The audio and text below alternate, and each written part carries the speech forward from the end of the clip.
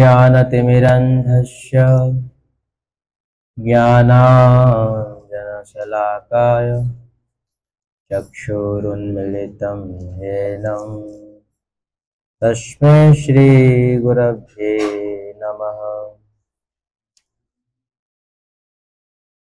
नमो विष्णुपादाय कृष्णपृष्ठाय भूतले श्रीमदे श्रीभक्तिसौध केशवस्वामीति नामिने गो गुरुकृष्ण सेवा संबंध विज्ञान दायिने प्रभवे नमो श्री गुरु करुणा शक्ति विग्रहाय नमस्तुते। नमो विष्णुपादाय कृष्णपृष्ठाय भूतले श्रीमदे श्रीभक्तिवैभवपुरी गोस्वामीति गौरवाणी प्रचाराय दृढसङ्कल्पमुहूर्तये कृष्णशक्तिस्वरूपाय श्रीभक्तिप्रदायिने नमो विष्णुपादाय कृष्णपृष्ठाय भूतले श्रीमदे श्रीभक्तिसिद्धान्त सरस्वतीति नामिने श्रीभार्षवानुविदविदयिताय कृपाब्धये कृष्णसम्बन्धविज्ञान दायिने प्रभवे नमो माधुर्यज्वलप्रमाद्य श्रीरूपानुगवक्तिदो श्रीगौरकरुणाशक्तिविग्रहाय नमस्तुते। नमस्ते गौरवाणी श्रीमूर्तये दीनतारिणे श्रीरूपानुवृद्धापोषितान्तो मूकं करोति वाचालं पङ्गुं लङ्घयते गिरिं यत्कृपातमहं वन्दे परमानन्दमाधवम्। अजानुलम्बितभुजौ कनकावतातौ संकीर्तने कपितरौ कमलायताक्षौ विश्वम्भरो द्विजभरो युगधर्मपालो वन्दे जगत्प्रियकरो करुणावतारो वन्दे जगत्प्रियकरो करुणावतारो। वागीशायस्य वदने लक्ष्मीर्यस्य च वक्षसि यस्यास्ते हृदयं संवित् त्वं नृसिंहम् अहं भजे त्वं नृसिंहम् अहं भजे। वृन्दावे तुलसीदेव्ये प्रियावे केशवस्य च कृष्णभक्तिप्रदे देवी सत्यवते नमो नमः। नारायणं नमस्कृत्यं नरं चैव नरोत्तमं देवी सरस्वती व्यासं ततो जयमुदीरये। श्रीकृष्ण चैतन्य प्रभो नित्यानंद श्री अद्वैत गदाधर शिवासादि गौरभक्तवृंद। हरे कृष्णा कृष्ण कृष्ण हरे हरे राम राम राम हरे। सर्वप्रथमंगा परमाराध्यलु परम पूज्य प्रातः स्मरणीय मध्य गुरुदेव गुरु कृपामूर्ति विष्णुपाद परमहंस परिव्राजकाचार्य अष्टोत्तर शतसी श्रीमद् भक्ति सौध केशव गोस्वामी महाराज वारी दिव्य पादमुलो ఈ దాస్ అనంత కోటి దండత్ ప్రణామం చేస్తూ వారి అహేతుకి కృపాభిక్ష ప్రార్థన కోరుతున్నాం। तदुपरि परम गुरुदेव नित्य लीलाभ विष्णु विष्णुपाद परमहंस परिव्राजकाचार्य अष्टोत्तर शतसी श्रीमद् भक्ति वैभव पुरी गोस्वामी महाराज वारी दिव्य पादमुलो ఈ దాస్ అనంత కోటి దండత్ ప్రణామం చేస్తూ వారి అహేతుకి కృపాభిక్ష ప్రార్థన కోరుతున్నాం। రూపానుగ గురువర్గలు ఆచార్యుల తాలూకా దివ్య పాదములో ఈ దాస్ భూరి భూరి సాష్టాంగ అనంత కోటి దండత్ ప్రణామం చేస్తూ వారి అహేతుకి కృపాభిక్ష ప్రార్థన కోరుతున్నాం। భగవత్ కథా పిపాసు మరియు గురు భ్రాతాలందరికీ నా యథాయకిం ప్రణామం చేస్తూ వారి అహేతుకి కృపాభిక్ష ప్రార్థన కోరుతున్నాం। అఖిల గుణగణ నిధి కరుణాసాగర భక్త వత్సల కల్పతరు దయాసాగర శ్రీ హరి తాలూకా మహతి కృప ఇతి సంధ్యా సమయంలో భగవత్ సన్నిధిలో మానవ ధర్మంలోని సర్వోత్కృష్టమైన ఫలం మనందరికీ సత్సంగం ప్రాప్తవుతుంది. ఇది కేవలం హరి గురు వైష్ణవ తాలూకా మహతి మహతి మహతి కృప. నా బుద్ధి వేదం జనయే ఆజ్ఞానం సర్వ కర్మ సంగినాం యోసయే సర్వ కర్మాణి విద్వాన్ యుక్తః సమాచరన్. నా బుద్ధి వేదం జనయద్ ఆజ్ఞానం. నో బుద్ధి వేదం,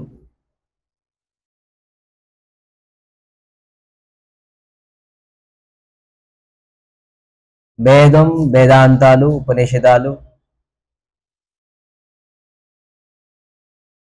పురాణాలు ఉప పురాణాల తాలూకా ముఖ్యమైన ఉద్దేశం ఏంటి?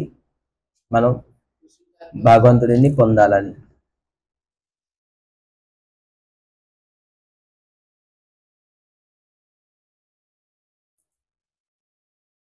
అలాగని చెప్తున్నారు కర్మాన్ని విడిచిపెట్టకుండా అని చెప్పేసి.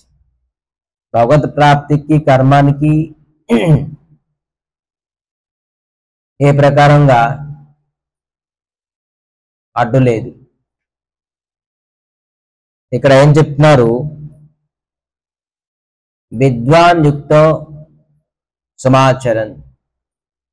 భక్తి చేయాలంటూ కర్మాన్ని మీరు విడిచిపెట్టడానికి ఎవరికి ఉపదేశం ఇవ్వకూడదు అంటున్నారు.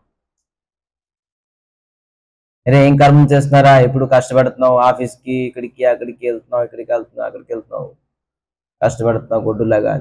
ఎందుకు? భక్తి చేయి చక్కగా. అంటే భక్తి చేయక అంటే కర్మ విడిచిపెట్టే ఏమన్నా? అది కాదు. అలాగా ఉపదేశం ఇవ్వద్దు అని చెప్పేసి భగవద్గీత ఇక్కడ అంటున్నారు. వాళ్ళు కర్మం పైన ఆసక్తి, కర్మం పైన కర్మనిష్ఠాయి కర్మం చేయాలి. వాళ్ళకి మెల్లిమెల్లిగా కర్మం ఫలం పైన ఆసక్తి అవ్వకూడదు. అదే కర్మము భగవంతుడి గురించి చేయమని చెప్పేసి వాళ్ళకి జ్ఞానం ఇవ్వాలి మెల్లిమెల్లిగా. ఒకటేసారి కర్మాన్ని విడిచిపెట్టేసి మీరు భక్తికి వచ్చేసింది భగవంతుడి గురించి కార్యం చేయమని చెప్పేసి చెప్తే వాళ్ళు చేయలేరు, అవ్వదు. అది అపరాధం. వాళ్ళు వాక్ ప్రకారంగా వాళ్ళు కర్మం చేస్తూ మెల్లిమెల్లిగా అది భగవంతుడి ప్రీత్యార్థం ఎలాగవుతుంది అని ఈ శ్లోకంలో ఎక్కువ ప్రాధాన్యత ఇచ్చారే. మమ్మీ మాయ,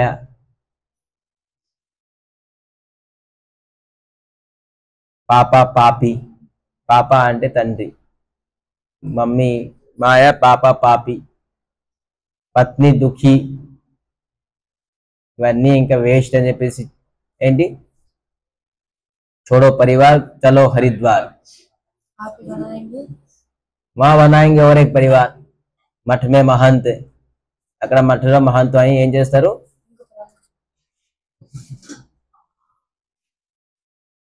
భుంజయతే పాపం చో ఆత్మకారణ పచంతి ఆత్మకారణ.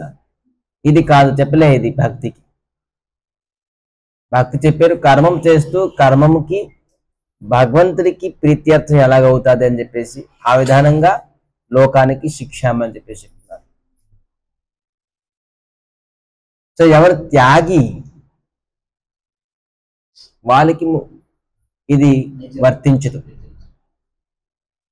త్యాగి నిత్యము భగవంతుడి కర్మమే చేస్తారు. ఇది కర్మనిష్టకి, గృహస్థులకి, ఇతర భక్తులకి, ఎవరైతే కర్మనిష్ట ఉంటారో భక్తులు త్యాగిలు కర్మం చేయడానికి అనుకుంటారేమో. గృహస్థుల కన్నాను కర్మీల కన్నాను ఎక్కువ పని, ఎక్కువ రెస్పాన్సిబిలిటీ భక్తులది. ఇటుపక్క భగవత్ సేవ చేస్తూ ధర్మాన్ని ఆచరిస్తూ, ఆ ధర్మం ఆచరిస్తే ఆచరించి శిక్ష అందరికి ఇవ్వాలి.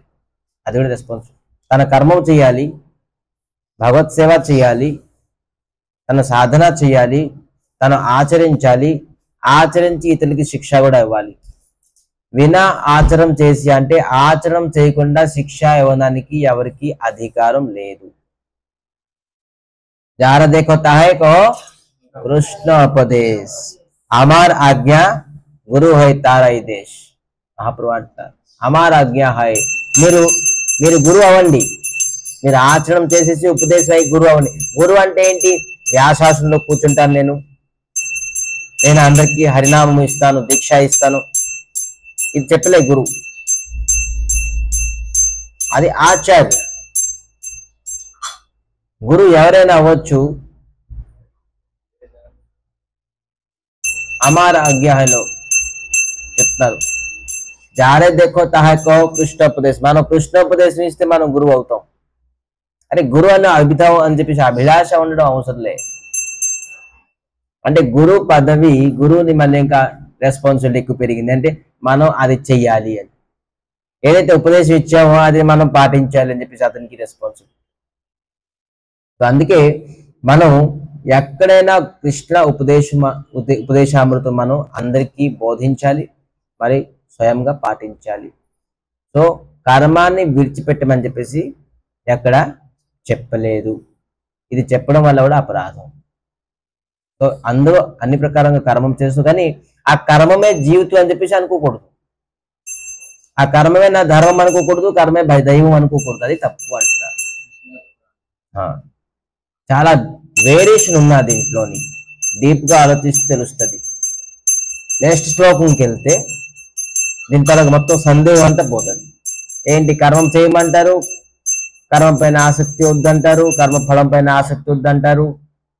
ఇవన్నీ ఏంటో కన్ఫ్యూజ్గా ఉన్నది, ఏదో అసలు క్లియర్గా లేదు మనసులో అనుకుంటా.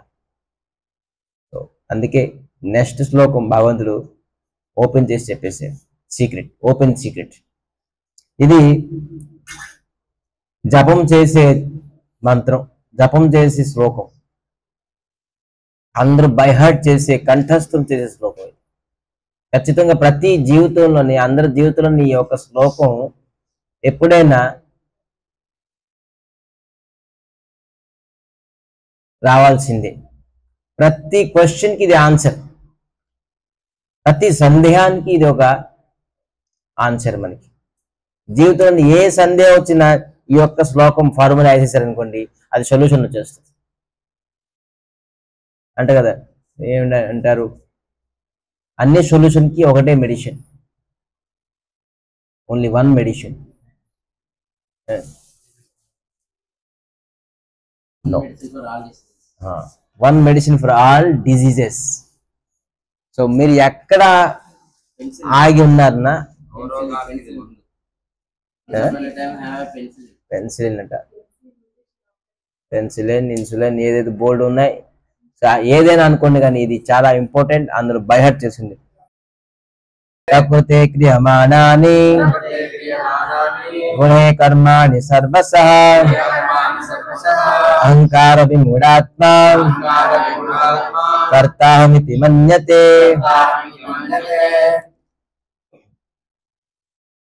లోకంలో ద్విధానిష్ట, రెండు ప్రకారంగా వ్యక్తులు ఉంటారు.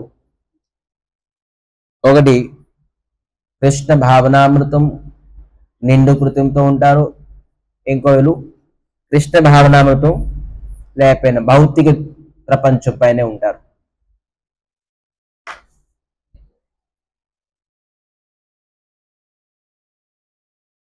ఈ శరీరం దేంతో తయారై ఉన్నది?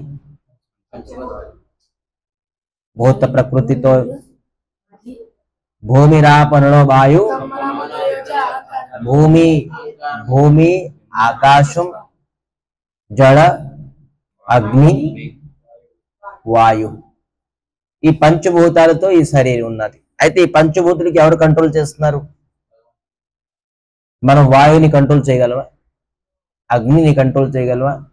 ఆకాశాన్ని కంట్రోల్ చేయగలమా? భూమిని కంట్రోల్ చేయగలమా? జలాన్ని కంట్రోల్ చేయగలమా? ఇదన్నీ కంట్రోల్ చేసేవారు భగవంతుడు. అయితే ఇవన్నీ కంట్రోల్ చేసిన భగవంతుడు, ఇవన్నీ ద్వారా మన శరీరం నిర్మాణం అయి ఉన్నది, అంటే తయారై ఉన్నది. ఘటనమై ఉన్నది. సో ఎవరు కంట్రోల్ చేస్తున్నారు ఈ ప్రకృతికి? భగవంతుడు. సో ఏ ఉపాదానం ద్వారా మనకి ఈ శరీరం అయి ఉన్నదో ఎవరు కంట్రోల్ చేస్తారు? భగవంతుడు. సో భగవంతుడు మన అందరికి కంట్రోల్ చేస్తారు. ఏంటంట్లోని ముఖ్యంగా చెప్తున్నారు, గుణే కర్మాణి సర్వసః. గుణే 3 రకాలుగా గుణం ఉన్నది. ఏం గుణం? రజోగుణం, తమోగుణం, సతోగుణం. సతోగుణం, రజోగుణం, తమోగుణం. ఈ 3 గుణాలతో భగవంతుడు మన శరీరాన్ని కంట్రోల్ చేస్తారు. సో మనం ఇక్కడ చేయడానికి ఏమి లేదు. ఈ ఇంద్రియాలతో, ఈ ఇంద్రియాలకి ఋషికేనో మనం భగవంతుడికి సేవించాలి. అదే ముఖ్య ఉద్దేశం. ఒకవేళ సేవించిపోతే మనం ఈ భౌతిక ప్రపంచమైన మనం బంధించే వ్యక్తి సుఖంగా ఉంటాడు ఎప్పుడైనా? మళ్ళీ కర్మం చెప్పారు. కర్మం చేస్తే మీకు బంధనానికి కారణం అంటున్నారు. ఆ కర్మం మీ గురించి చేసుకోండి, మీ ఇంద్రియాల గురించి చేయకండి. కర్మం బంధనం కారణం. భక్తి చేస్తే, భక్తి ఒక కర్మం చేస్తే మీరు ఫర్ ఎగ్జాంపుల్ ఆఫీస్కి వెళ్తారు. ఆఫీస్ డ్రెస్ కోడ్ ఉంటుంది. టక్ వేసుకోవాలి, హిన్ వేసుకోవాలి, బెల్ట్ వేసుకోవాలి, షూస్ వేసుకోవాలి, టై వేసుకోవాలి. బోల్డ్ రెస్ట్రిక్షన్తో మీరు సేవింగ్ చేసుకోవాలి. బోల్డ్ వరకు వెళ్ళాలి ఫిట్టింగ్తో. ఇంటికి వచ్చి అలా పుడకమని చెప్పండి చూద్దాం. సూటు బూటు వేసుకొని నిద్ర వస్తుందండి బాబు. బంది కట్టేసినట్టుగా ఉన్న శరీరం మొత్తం విడిచిపెట్టేసి ఒక లుంగి వేసుకుంటారు. హాయిగా ఉంది, రిలీఫ్. అది కట్టేసినట్టు ఉన్నది మనకి శరీరానికి, టై ఫై అన్ని. కానీ లోకం చూస్తే ఎంత అఫీషియల్గా ఉన్నాడు బాబు అని. కానీ మనం బంధించిన మనం ఇష్టపడుతున్నాం. కానీ అదే కొన్ని అవర్స్ తర్వాత మనం వారిని తీసి పారేసి మనం రిలీఫ్గా ఉందాం అనుకుంటాం. సో అది భక్తి బంధం నుంచి విముక్తి చేస్తుంది. కర్మము మనకి బంధిస్తుంది. బంధించిన వ్యక్తి ఎప్పుడు సుఖంగా ఉండడు. విముక్తి పొందినవాడు ఎప్పుడు సుఖంగా ఉంటాడు. సో అందుకే ఇక్కడ ఏమంటున్నారంటే చాలా ధ్యానంగా వినాలి. ఈ శ్లోకంలో ఇదే ఇంపార్టెంట్. అహంకార విమూఢాత్మ కర్త హమతి మన్యతే. అహంకార విమూఢాత్మ, ఇది నేను చేశాను, నా వల్ల అయింది, నేను లేకపోతే అది అవ్వదు, నేను సంపాదించాను, మా తాతగారు నాకేవలే, మా నాన్నగారు నాకేవలే, నేను స్వయంగా సంపాదించాను, నా కష్టార్జితం. Success is the many fathers. Success కి బోల్డ్ మంది ఫాదర్లు ఉంటారు. ఫర్ ఎగ్జాంపుల్, మన అబ్బాయి ఫస్ట్ ర్యాంక్ పెట్టికి పాస్ అయ్యాడు, లేదంటే గోల్డ్ మెడలిస్ట్ అయ్యాడు. ఫస్ట్ క్రెడిట్ అంటే అది టీచర్. నేను అతనికి బాగా చదువు చెప్పాను, నా వల్ల అతనికి నేను చాలా ఎక్కువ ప్రయారిటీ ఇచ్చాను, అతనికి నేను అన్ని ట్రిక్స్ చెప్పాను అని టీచర్ ముందు క్రెడిట్ని తీసుకుంటుంది. అహంకార విమూఢాత్మ. నెక్స్ట్ క్రెడిట్ ఎవరు తీసుకుంటారు? మమ్మీ. ఏంటి, నేను అతనికి టైంకి అన్నం పెట్టేవాడిని, వాడికి ఏది కావాలి లేపేవాడిని, పడుకోబెట్టేవాడిని, వాడికి ట్యూషన్ పంపించేవాడిని, అన్ని విధానంగా చేసేవాడిని, కేర్ తీసుకునేవాడిని. ఇతను గోల్డ్ మెడల్ క్రెడిట్ నేను. అహంకార విమూఢాత్మ. ఫాదర్ అంటారు, హే వినండి, నేను మంచి ఇన్స్టిట్యూషన్ ని సెర్చ్ చేసి ఇన్ఫర్మేషన్ తీసుకొని అక్కడ కోచింగ్ సెంటర్ నేను పెట్టాను, నేను వెళ్ళి టీచర్తో మాట్లాడాను, మీకు మనీ గురించి ఏం ప్రాబ్లం లేదు, నేను టైం పేమెంట్ చేస్తాను, మీరు మా అబ్బాయికి బాగా చదువు పెట్టాలి చెప్పాలని చెప్పేసి, ఇది చేయాలని చెప్పేసి బోల్డ్ చెప్పాను అతనికి. నా వల్ల అతను అయ్యేది. నేను డబ్బులు కట్టకపోతే, నేను ఆ టీచర్తో మాట్లాడకపోతే, నేను ఆ ఇన్స్టిట్యూషన్ జాయిన్ చేయకపోతే ఇతని ర్యాంక్ తీసుకుంటారండి. సో విధానంగా తనకు తను ఉంటారు అండి. వీళ్ళు ఎవరు డబ్బులు కట్టేసి అయిపోతాయండి. బోల్డ్ మంది డబ్బులు కట్టే ఉన్నారు. లేపేస్తే అయిపోతుంది, చదివేస్తారండి. టీచర్ చెప్పేస్తే చదివేస్తారండి. సో వాడికి వాడు అహంకార విమూఢాత్మ. సో ఇది అందరూ నాకు నేనే గొప్ప అని అనుకుంటారు, కానీ అసలు ఇది అంతా చేసేవాడు భగవంతుడే. ఎలాగండి?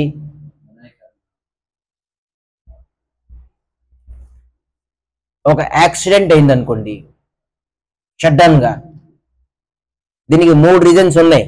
దీని ఆన్సర్కి ధ్యానంగా వినండి. ఒక మనం కారులో వెళ్తున్నా, ఎవరో వచ్చేసి బైక్ లో వాడు స్ట్రేట్ గా గుద్దేశాడు. అప్పుడు మనం ఏమంటాం? Immediate cause. అతను లెఫ్ట్ తిరగాల్సింది అతను రైట్ తిరిగారు, రైట్ తిరగాల్సింది లెఫ్ట్ తిరిగారు, అతను అంత స్పీడ్గా వచ్చారు. లేదంటే లైట్ ముఖం మీద పెట్టారు. ఇమ్మీడియట్ ఒక కాజ్, ఒక కారణం వెతుకుతారు. ఈ యాక్సిడెంట్ అన్నందుకు ఒక కారణం వెతుకుతారు. ఆ కారణం పైన నిందిస్తారు. అది ఎందుకు అయింది అనేది తర్వాత విషయం మనం మాట్లాడుకుందాం. ఇమ్మీడియట్ కాజ్ కావాలి, కారణం ఎందుకు ఇది అయ్యింది అని చెప్పేసి. రెండోది second immediate cause, first immediate cause. రెండోది కర్మ రిమోట్. కర్మ అనే ఒక రిమోట్ ఉన్నది. అరే నేను పూర్వజన్మని కొన్ని పనులు చేశాను, అందుకే నేను ఇప్పుడు ఇంత సుఖం అనిపిస్తున్నాను, ఇంత మంచి డబ్బు ఇంట్లో పుట్టాను, లేదంటే డబ్బు సంపాదించగలిసాను. అంతా పూర్వజన్మం కదా, రాత్రి ఇప్పటికిప్పుడు అయిపోతుంది ఏంటి? అంతా పూర్వజన్మం. నేను చేసిన తప్పు, నేను మంచి పని చేశాను కాబట్టి నేను మంచిగా ఉన్నాను. ఇది కర్మ పైన రిమోట్ విడిచిపెట్టేసాం మనం, పూర్వకర్మ పైన. వాస్తవంగా ఇది మనం పూర్వకర్మ తప్పు చేసి ఉంటే, అపరాధం చేసి ఉంటే, లేదంటే పాపం చేసి ఉంటే ఈ జన్మని అంతైనా ఏంటి దుఃఖమే. నా కర్మం అటువంటిది, ఏం చేస్తానంట? పూర్వ జన్మతలో కర్మం ఎలాగ ఉన్నది, అందుకే నేను ఈ విధానంగా అనుభవిస్తున్నాను. దీనికి ఏమన్నారు? కర్మ రిమోట్. ఇమ్మీడియట్ కాజ్, వాడు ఇంకొద్దిగా జ్ఞాని. ఏం థింక్ చేస్తాడంటే, యాక్సిడెంట్ అయ్యింది, నా భాగ్యం ఇటువంటిది, కొత్తగా కారు కొందానే వెళ్ళి ఇలాగ యాక్సిడెంట్ అయింది, ఏం చేస్తావు, నా భాగ్యం, నేను చేసిన కర్మము అని కర్మం పైన వాడు రిమోట్ అంటే నిందిస్తాడు. జీవితంలోని 3 రకాలుగా దుఃఖం ఉంటారు. ఏంటి? కంపారిజన్ అంటే వాళ్ళ అబ్బాయి బాగా చదువుకున్నాడు, మా అబ్బాయి చదువుకున్నాడు ఏం లేదు, వాళ్ళ ఇంట్లో చక్కగా డబుల్ డోర్ ఫ్రిడ్జ్ ఉన్నది, మన దగ్గర ఏం లేదు, వాళ్ళు చక్కగా అక్కడ ఉన్నారు, ఎక్కడికి వెళ్తున్నారు, మనం కూడా ఏం లేదు. కంపారిజన్తో దుఃఖం ఉంటాడు. ఎప్పుడు నువ్వు కంపారిజన్ ఎప్పుడు చేయకూడదు. తర్వాత కంప్లైంట్ ఏం చేశాడంటే, దేని పది చేసేసాడు, ఇలా చేయకూడదు, ఇలా చేయాల్సింది, ఇలా చేయకూడదు, కంప్లైంట్ చేస్తాడు. మన దగ్గర ఉంటే మనం చేయకపోదు ఏంటి, మనం చేస్తాం. తర్వాత క్రిటిసైజ్. కంపారిజన్, కంప్లైంట్, క్రిటిసైజ్ అనేది ఏంటంటే ఎప్పుడు అలాగే ఆడు ఏం చేసినాడా, 10 చేసాడు, అసలు ఇలా చేయకూడదు, నిందించడం. దీనివల్ల ఎప్పుడు దుఃఖమే. వాడు ఎప్పుడు అనుకోడు ఇది అయ్యేదంతా నా కర్మ రిమోట్ అని చెప్పేసి. ఈ 3 వ్యక్తులు ఎప్పుడు ఏంటి? కంపారిజన్, తర్వాత కంప్లైంట్, క్రిటిసైజ్. ఖచ్చితంగా ఈ జీవితంలో ప్రతి క్షణం మనం ఇది చేస్తూనే ఉంటాం, అందుకే దుఃఖం. ఒకటి ఫస్ట్ ఇమ్మీడియట్ కాజ్, కర్మ రిమోట్. మూడోది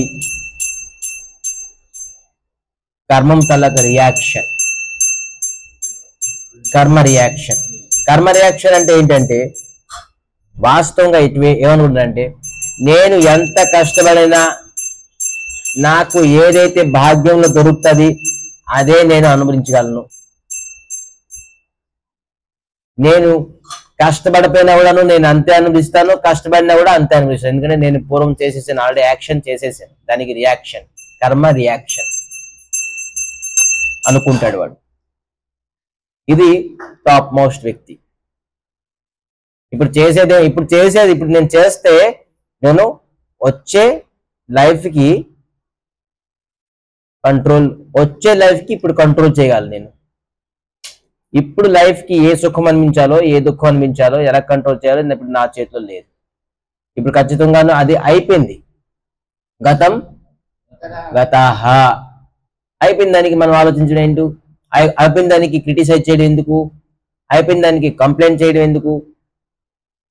ఇవన్నీ పూర్వజానులని వాడు బాగా కష్టపడ్డాడు, చదివాడు, కానీ అప్పుడు రిజల్ట్ అల్లది, ఇప్పుడు వచ్చింది రిజల్ట్ అడిగి అని అనుకుంటారేంటి?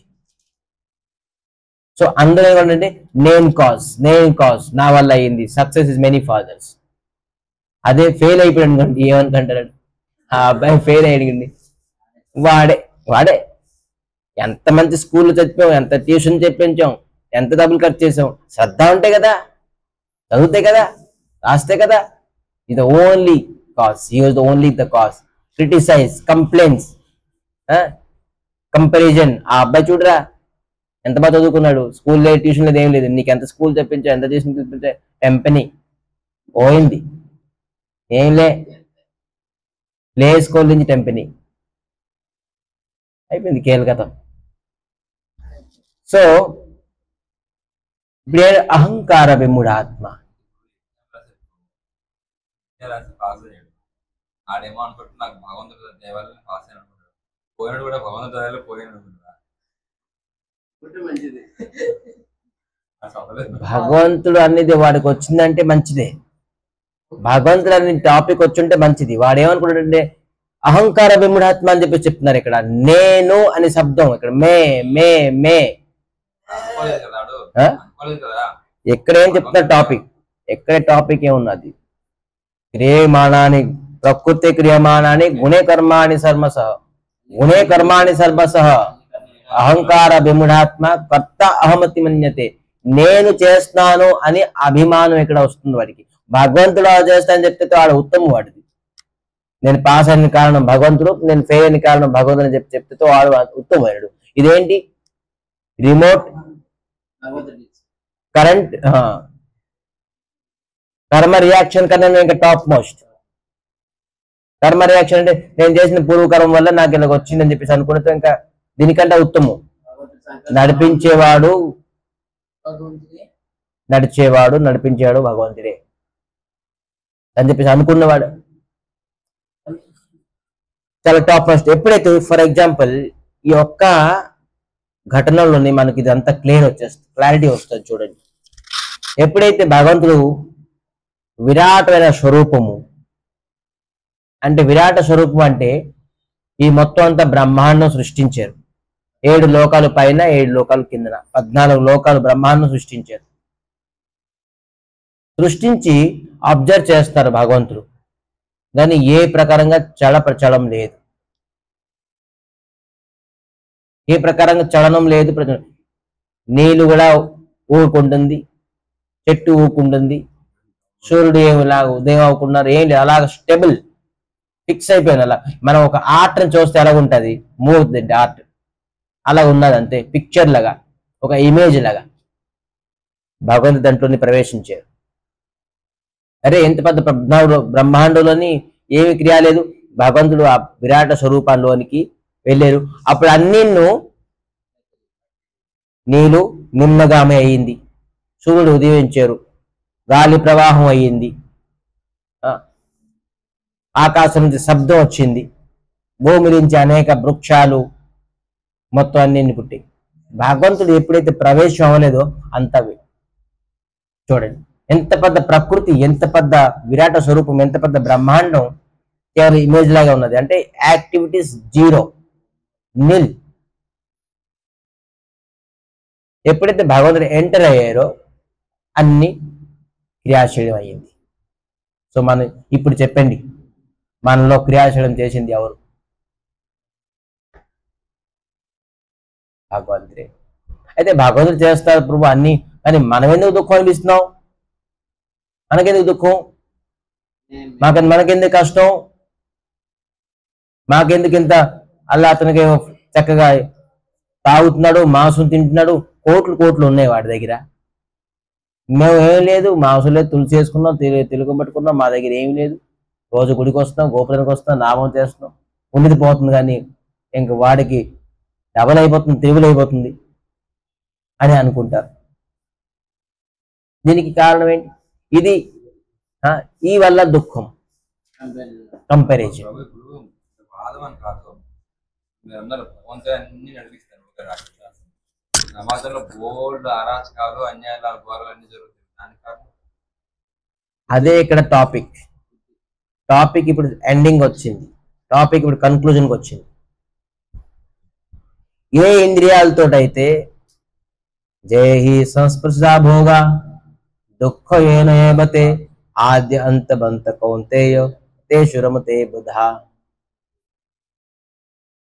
ఇది ఒక్కటి సొల్యూషన్ చెప్పేసాడు.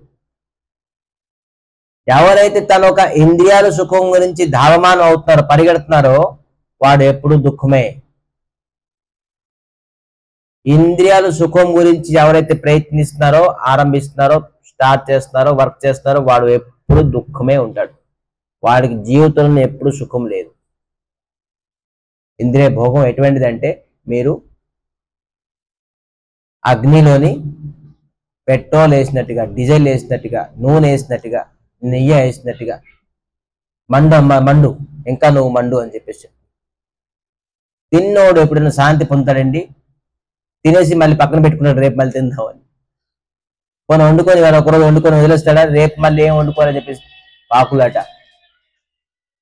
చెప్పండి, ఎన్ని తిన్నోడేంటి? పడుకుంటే ఇవాళ పడుకోపోయిన బాబు 8 గంటలు మార్నింగ్, రాత్రి మరి పడుకో అనుకుంటాడండి, మళ్ళీ ఖచ్చితంగా రాత్రి పడుకోపోతాడు. ఎప్పుడు ఈ ఇంద్రియాల సుఖంకి శాంతి లేదు. సో దీనికి ఎంత భోగం వచ్చినా కూడా దుఃఖ కారణం తప్ప దీనివల్ల సుఖం లేదు. అయితే ఈ ఇంద్రియాల వల్ల మీరు ఒకటేంటి, హృషికేశో హృషికేశో, మనం ఈ ఇంద్రియాలతోటి భగవంతుడికి సేవించడానికి ప్రయత్నించామో అప్పుడే మనం శాంతి పొందుతాం. అహంకార బింబుడాత్మ నుంచి, బాబు నేను చేసేది ఏమి కాదు,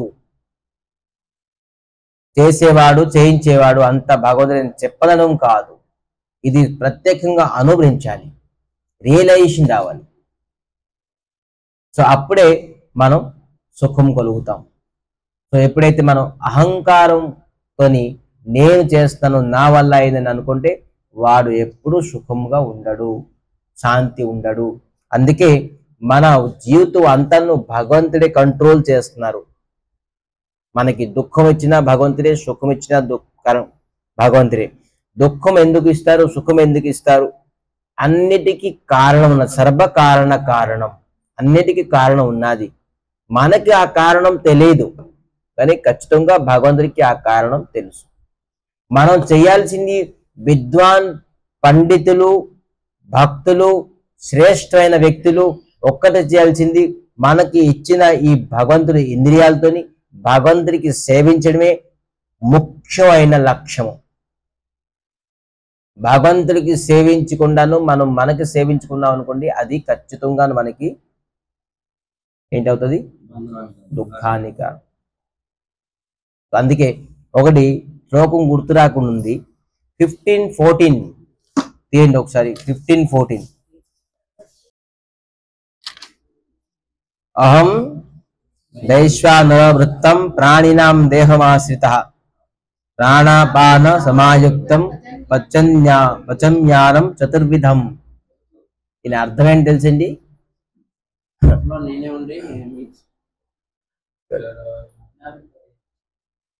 ఇంకా అన్ని విడిచిపెట్టేసండి. నేను పెద్ద పెద్ద డైలాగ్స్ ఏం చెప్పుకున్నారు భగవంతుడి లాగా, ఒకటే చెప్పేశారు భగవంతుడు. ఈ ఒక డైలాగ్ చూడండి, మీరు ఏదైతే తింటున్నారో దానికి అరిగించే శక్తి కూడా నాదే అని చెప్పేసి. హే, చెప్తున్నారు ఏంటి? పచం జ్ఞానం, పచం జ్ఞానం అని చెప్పి చెప్తున్నారు. ఏంటి? మీరు తినేస్తున్నారే, దానికి ఎవరు అరిగిస్తున్నారు? నా అగ్ని ఎప్పుడైతే మీ కడుపులో లేదో అప్పుడు మీరు అరిగించలేరు. అరిగించిపోతే ఏమవుతుంది? అది రసం అవ్వదు.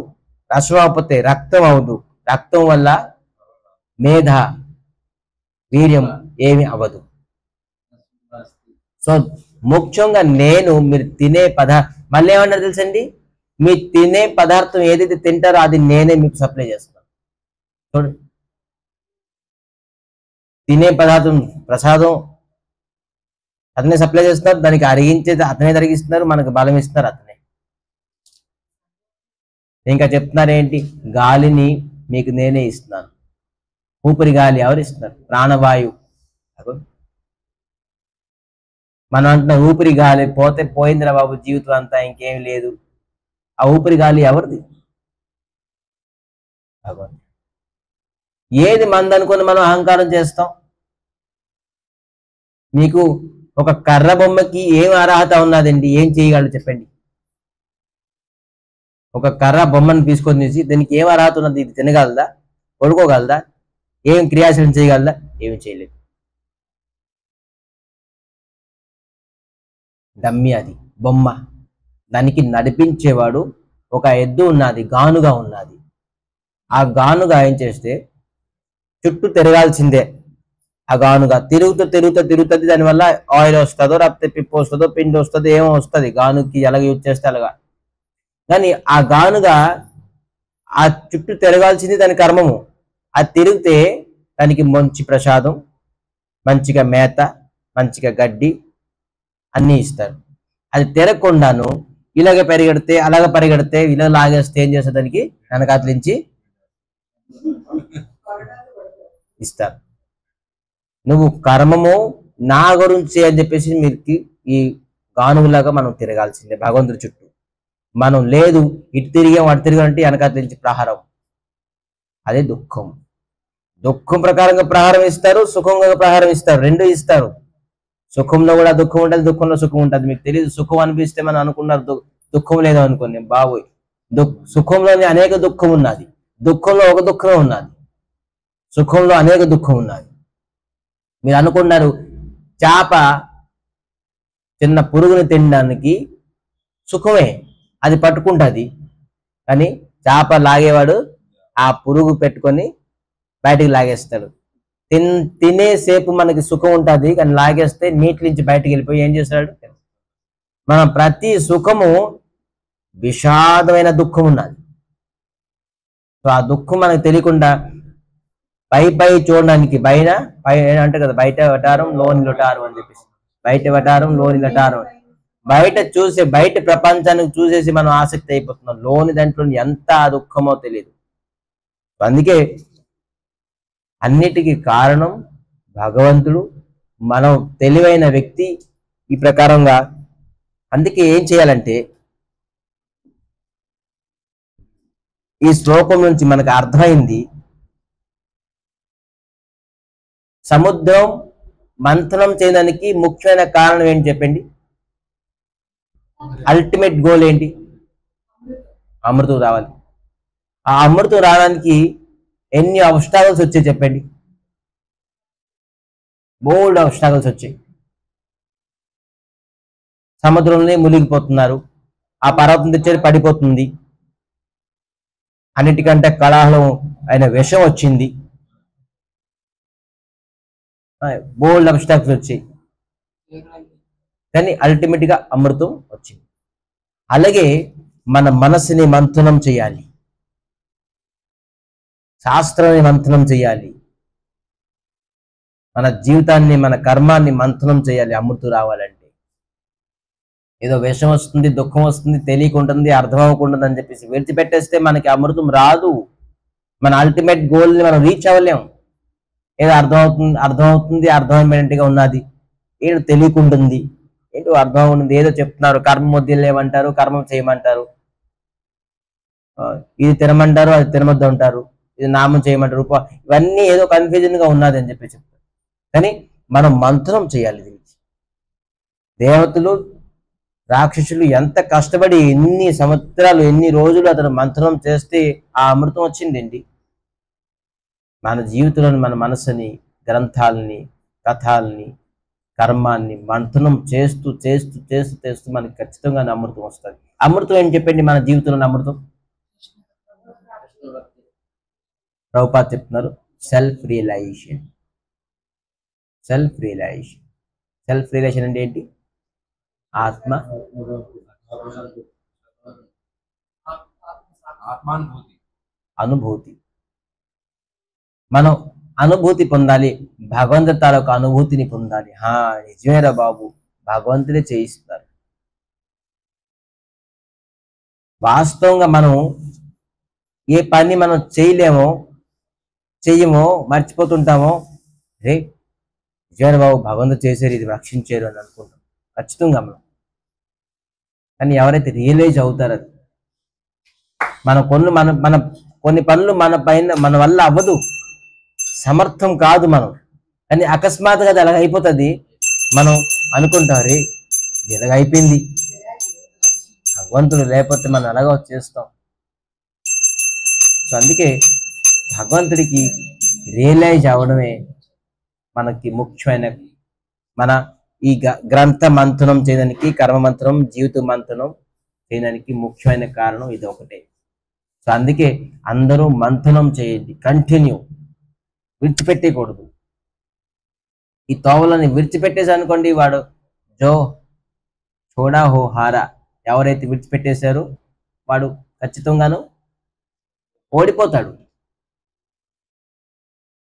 ఓడిపోకూడదు మనం జీవితంలో. ఎందుకంటే ఓడిపోతే, మనం ఓడిపోయాం అనుకోండి, పోయిందిరా, పోయింది, నేను ఓడిపోయిందిరా, ఏంటి అయిపోయింది అని అనుకుంటే దీనికి 100 రెట్లు దుఃఖం ఇంకా వస్తుంది.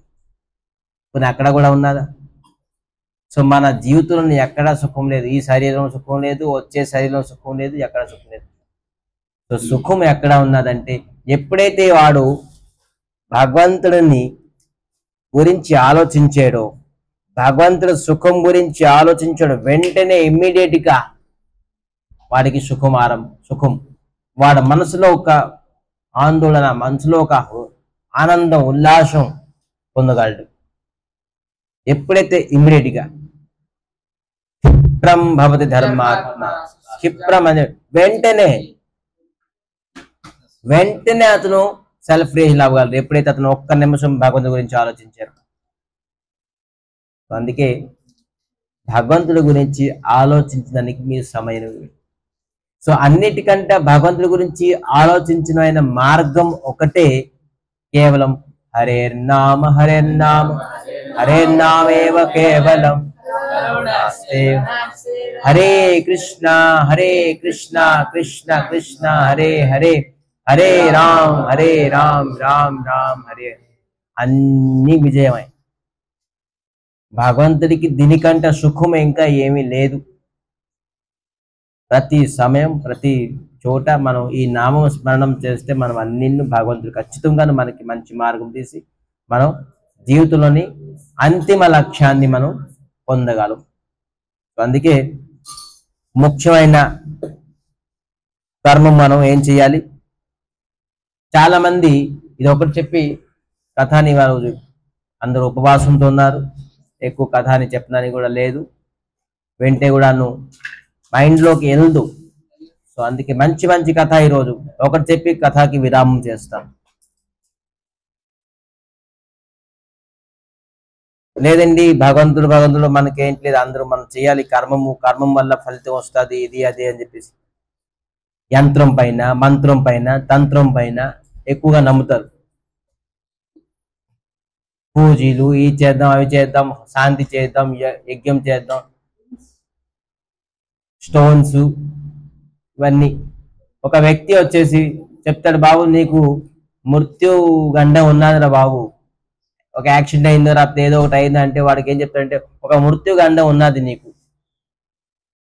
అయితే ఏం చేయాలండి స్వామి అంటే మహామృత్యుంజయ మంత్రం చేయాలి అని చెప్పారు. అయితే మనకి ఎక్కడ సమయం ఉందండి మహామృత్యుంజయ మంత్రం చేయాలి, ఇది అది అవన్నీ అవ్వదు మాకు ఇవన్నీ ఏం లేదు. మీరు 51,000 కట్టేయండి, మీ తరపున నేను మహామృత్యుంజయ జపం చేసేస్తాను. మహామృత్యుంజయ మంత్రం నేను చేసి శివుడికి అభిషేకం చేస్తాను, నిష్ఠ చేస్తాను, మీరు మృత్యుగండం నుంచి తప్పించిపోతారు అని చెప్పి చెప్తారు బోల్డ్ మంది. ఎలాగ అంటే ఎగ్జాంపుల్ ఇస్తున్నాను.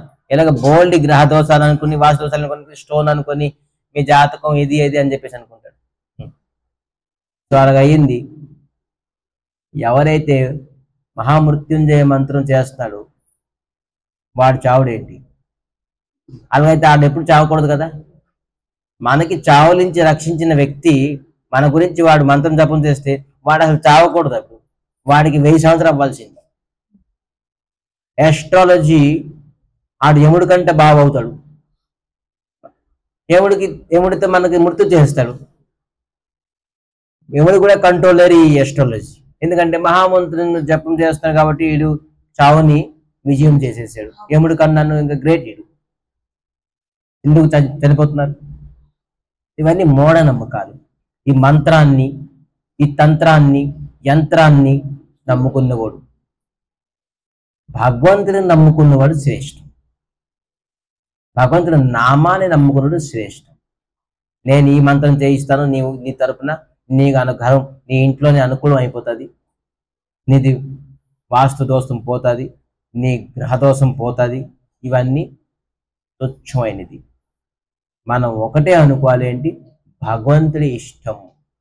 ఇది భగవంతుడి తాలూకా ఆజ్ఞ, భగవంతుడి తాలూకా ఇష్టం. ఏది వచ్చినా కూడా భగవంతుడి మీద.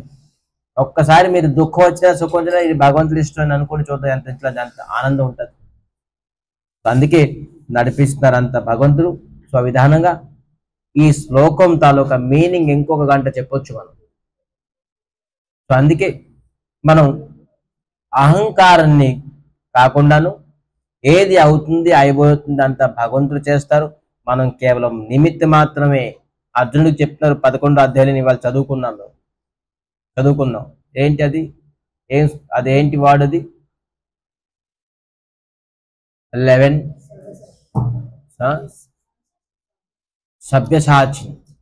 సభ్యసాచి అని చెప్పేసి భగవంతుడు, సవ్యసాచి అని చెప్పేసి అర్జునుడు చెప్తున్నారు. సవ్యసాచి తాలూకా అర్థం ఏంటంటే నువ్వు యుద్ధాల నిపుణం, మహాయుద్ధ, మహారథి, అతిరథి అని చెప్పి చెప్తున్నారు. ఒకవైపు పొగుడుతున్నారు. నువ్వు ఎంత చేసినా కూడా నువ్వు నిమిత్తుడివే. నా వల్ల నువ్వు మహారథి అవ్వచ్చు, నీ యుద్ధం అవ్వచ్చు. నీ దగ్గర ఎంత స్టడీ, నీకు ఎంత క్వాలిటీ ఉన్నా, నీకు ఎంత జ్ఞానం ఉన్నా, ఎంత వైరాగ్యం ఉన్నా, ఎంత భక్తి ఉన్నా, ఎంత డబ్బు ఉన్నా, ఎంత ఐశ్వర్యం ఉన్నా, ఎంత బలం ఉన్నా, ఎంత తేజం అయినా, ఎంత అందం అయినా, అంత జడ్ విభూతి మచ్చత్వం శ్రీమో ఊర్జో త్వమేవా తతో దేవావగచ్చం మమ తేజ సంభవం. అన్ని నా తేజం వల్ల సంభవం అవుతుంది. నువ్వేది తొడలు కొట్టుకోవడం కాదు, నువ్వు ఊరికినే తొడలు కొట్టుకున్నావు, అది నా తేజం వల్లే సంభవం అవుతుంది. అందుకే భగవంతుడు అన్ని చోట్ల అన్ని విషయాలు చెప్పున్నారు. సో అందుకే మనం అహంకారాన్ని పోకుండాను, మూర్ఖత్వం అవ్వకుండాను భగవంతుని ఇష్టం వల్ల నడుస్తుందని చెప్పేసి మనం చేతులు లేపేసి సరెండర్ అవ్వడమే ఒకటి మార్గం. సరెండర్ అంటే ఏంటండి? శరణం అవడానికి ప్రాసెస్ ఏంటంటే కేవలం హరే కృష్ణ కృష్ణ కృష్ణ హరే హరే, హరే రామ్ రామ్ రామ్ హరే హరే. దీనికన్నా ఉత్తమమైన వ్యక్తి, ఉత్తమమైన బుద్ధి ఎవరికి లేదు. అందుకే do 16 mala, chant and be happy, chant and success your life. So చేసుకొని మన జీవితానికి మనం సక్సెస్ చేసుకుందాం. వంఛాకల్పతరుభ్యశ్చ కృపా సింధుభ్యేవ చ పతితానం పావనేభ్యో వైష్ణవేభ్యో. హరే కృష్ణ కృష్ణ కృష్ణ హరే హరే.